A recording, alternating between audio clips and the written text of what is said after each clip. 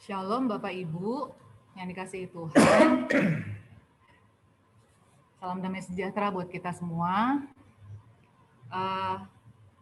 Firman Tuhan yang akan kita baca adalah dari Amsal 3 ayat 5 sampai 6. Percayalah kepada Tuhan dengan segenap hatimu dan janganlah bersandar kepada pengertianmu sendiri.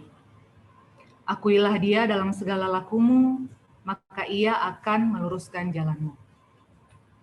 Jujur saya diberkati banget dengan firman Tuhan yang dari tadi saya dengar. Ternyata kita nggak jauh beda keresahannya ya. Dan yang jadi rema buat saya, ternyata walaupun kita punya keresahan yang sama, tapi kita merespon firman Tuhan itu dengan cara yang memang betul-betul Tuhan taruh di hati kita masing-masing. Dan saya sangat-sangat bersyukur untuk saat-saat seperti ini. Baik, Bapak Ibu dan saudaraku semua, dalam masa-masa sekarang ini, di kehidupan kita tuh sedang mengalami masa-masa sulit. Kemudian apa yang terjadi dalam kehidupan kita itu banyak yang tidak kita mengerti kenapa terjadi. Kemudian rencana-rencana kita ada yang tidak sesuai lagi dengan rencana awal dan tidak berjalan dengan lancar. Dan kejadian-kejadian yang nggak kita harapkan itu yang justru terjadi, yang membuat kita kadang terkejut gitu. Tapi yang pasti, apapun yang terjadi dalam kehidupan kita, mari kita belajar untuk percaya. Percaya bahwa Bapa yang kita sembah adalah Bapa yang setia. Bapa yang baik, Bapa yang tidak pernah merancangkan kecelakaan buat kita. Tapi justru Dia memberikan damai sejahtera. Itu tujuan utamanya, bahwa kita menerima damai sejahtera dan memberikan kita untuk dapat memasuki masa depan yang penuh harapan dalam Dia. Mari kita belajar meresponi segala sesuatu yang kita alami dalam hidup kita itu dengan respon yang benar, dengan respon yang baik. Sehingga kita tidak mudah untuk mengeluh, putus asa, atau bahkan marah. Mari percaya bahwa tidak selalu pintu-pintu yang tertutup itu tidak baik. Justru pada saat itu Bapa mau melakukan hal-hal yang melindungi kita dari hal-hal yang jahat sehingga Dia menutup pintu itu. Mari percaya dengan kedaulatan yang Tuhan sudah rancangkan atas hidup kita. Kita percaya bahwa Allah bekerja dalam segala sesuatu untuk mendatangkan kebaikan buat kita. Mari kita percaya bahwa pertolongan Tuhan tidak pernah terlambat, bahkan tidak pernah kecepatan. Justru pertolongan Tuhan itu tepat pada waktunya. Untuk itu, mari belajar untuk mengenal Dia.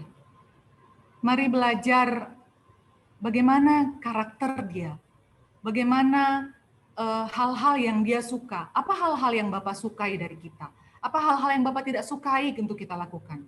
Saya percaya kita di sini kebanyakan pasangan suami istri ya. Dan pastinya sebagai suami atau sebagai istri, kita tahu betul apa kesukaan pasangan kita. Kalau saya tahu betul apa kesukaan suami saya. Apa yang dia suka, apa yang dia nggak suka. Dan pada saat saya melakukan apa yang dia suka, dia pastinya senang. Dia sangat senang dan dia akan semakin mengasihi saya. Begitu juga dengan Bapa kita di surga. Apabila kita mulai belajar untuk melakukan apa yang Ia suka, menjauhi apa yang Ia tidak suka, tentunya itu akan menyenangkannya dan Dia akan semakin mengasihi kita. Walaupun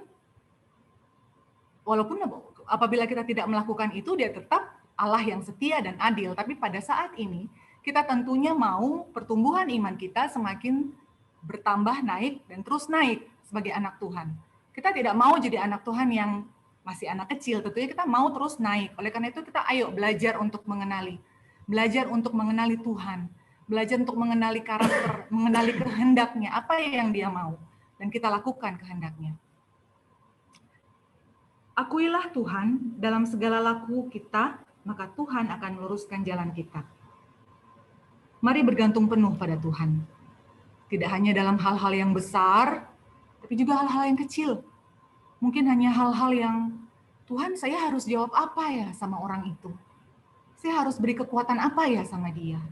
Atau Tuhan, saya harus bagaimana mengajarkan anak saya tentang kesetiaan kepada Tuhan. Hal-hal yang menurut orang lain mungkin hal-hal yang kecil ya. Tapi di mata Tuhan tidak ada yang terlalu kecil. Bahkan dia merasa dilibatkan dalam kehidupan kita. Itu yang dia tunggu-tunggu dari kita. Kita terus melibatkan dia, terus intim, dan terus mengandalkan dia dalam segala sesuatu. Seperti dalam Roma 8 ayat 32, Ia yang tidak menyayangkan anaknya sendiri, tetapi yang menyerahkannya bagi kita semua, bagaimanakah mungkin ia tidak mengaruniakan segala sesuatu kepada kita bersama-sama dengan dia? Saya coba bacakan lagi dari firman Allah yang hidup. Ayat ini, Roma 8 ayat 32 bunyinya, karena anaknya sendiri pun tidak disayangkannya, melainkan diserahkannya demi kita semua.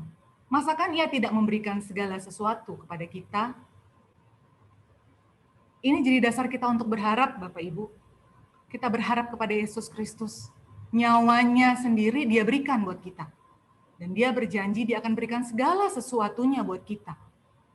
Oleh karena itu, mari kita percaya atas pengendalian Tuhan, atas Bapa yang memiliki kendali atas kehidupan kita. Mari percaya bahwa Allah kita mengerti akan apa yang kita butuhkan, akan apa yang kita perlukan. Dan mari kita belajar mengenal dia lebih lagi. Mengenal karakternya, mengenal kesukaannya. Dan mari kita berusaha untuk melakukannya. Terima kasih. Mari kita berdoa. Kami mengucap syukur ya Bapa atas kebaikan-Mu dalam kehidupan kami. Betapa Engkau selalu menjaga kami hingga pada saat ini. Bapa, Engkau Allah yang luar biasa, Engkau Allah yang baik. Engkau Allah yang tidak pernah meninggalkan perbuatan tangan-Mu. Dan kami percaya Engkau akan terus menyelesaikan apa yang sudah Engkau buat kami. Dan yang pasti Engkau akan terus memberikan kami damai sejahtera untuk kemuliaan-Mu. Terima kasih Tuhan, terima kasih.